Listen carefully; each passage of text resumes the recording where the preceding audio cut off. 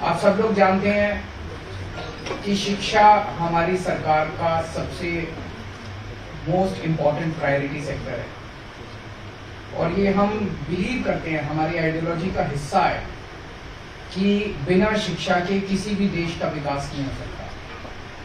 दुर्भाग्यवश पिछले 75 साल के अंदर हमारे देश में दो किस्म की शिक्षा प्रणाली शुरू की गई। जिन लोगों के पास पैसे हैं उनके लिए प्राइवेट स्कूल हुए और जिन लोगों के पास पैसे नहीं है वो अपने बच्चों को गवर्नमेंट स्कूल में भेजने पे मजबूर हुए। ऐसा नहीं है कि सरकारी स्कूल हमेशा खराब होते थे। आजादी के बाद आप 15, 20, 25 साल का सफर उठा के देखें, उस वक्त के जितने बड़े बड़े लोग हैं, बड़े बड़े चाहे पॉलिटिशियंस कह लीजिए, चाहे बड़े बड़े IAS अफसर कह लीजिए, चाहे पुलिस अफसर कह लीजिए, सब सरकारी स्कूलों से आया करते थे। जब हमारा देश आजाद हुआ तो देश के अंदर गिने चुने प्राइवेट स्कूल होते थे।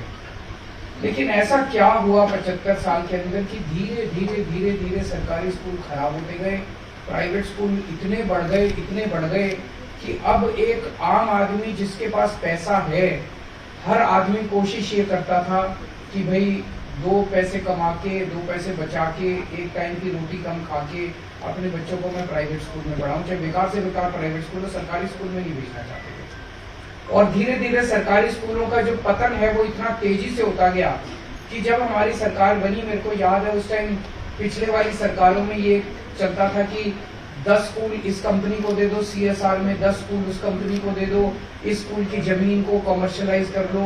अजीब किस्म के आइडियाज होते थे। तो पूरे देश के अंदर एक स्कूलों के और एजुकेशन के प्राइवेटाइजेशन का माहौल चल रहा था।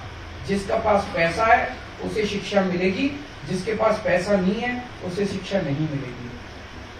अगर किसी देश के अंदर ये माहौल होगा कि पैसे वाले को शिक्षा मिलेगी और गरीब को शिक्षा नहीं मिलेगी, तो फिर तो देश कभी तरक्की नहीं कर सकता। क्योंकि हमारे देश के अंदर इतने सारे गरीब हैं, इतने लोअर मिडिल क्लास के लोग हैं, वो कहां से पैसे लाके गरीब इतनी महंगी शिक्षा को अफोर्ड करेंगे? कि क्वालिटी एजुकेशन अगर आपको चाहिए तो पैसे देने पड़ेंगे और पैसे तो है नहीं लोगों के पास। इसे हमने बदला है पिछले 8 साल के अंदर, इसे हमने बदला है।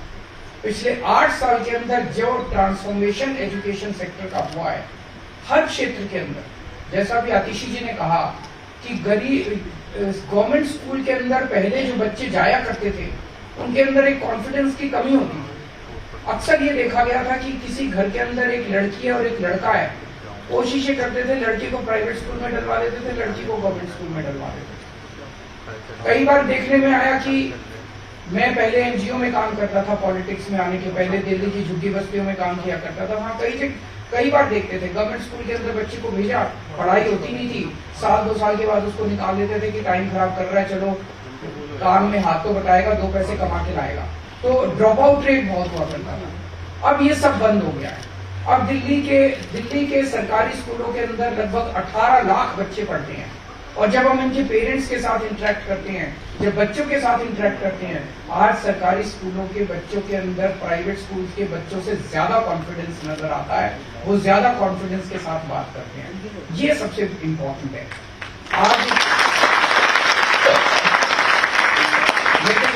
एजुकेशन के ऊपर ये लोग फिल्म बना रहे थे। जब हमारी नई सरकार बनी थी तो सरकारी स्कूलों में जाते थे तो एक बच्चे से पूछा, हम लोग अक्सर कहते हैं ना बच्चे देश का भविष्य होते हैं, तो एक बच्चे से जब पूछा कि बच्चे देश का भविष्य होते हैं तो वो बच्चा कहता है जी वो प्राइवेट वाले होते हैं, भविष्य हम नहीं होते, सरकारी स्कूल के बच्चे देश का भविष्य नहीं होते।